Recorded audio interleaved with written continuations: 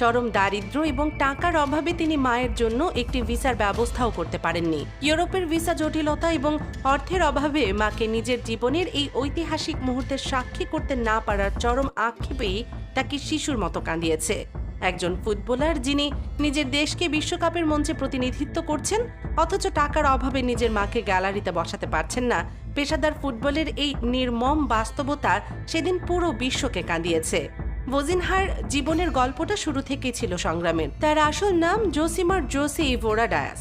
1986 সালে বিশ্বকাপে ছড়ানো ব্রাজিলিয়ান কিংবদন্তির রাইট ব্যাক জোসিমারের অন্ধভক্ত ছিলেন তার বাবা, আর সেই ভালোবাসা থেকেই ছেলের এমন নাম রেখেছিলেন তিনি।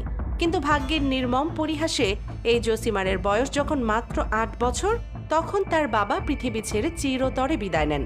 এরপর থেকে চরম অভাবের সংসারে না খেয়ে না দিয়ে দাদা দাদির আদরে বড় হতে থাকেন জোসিমার।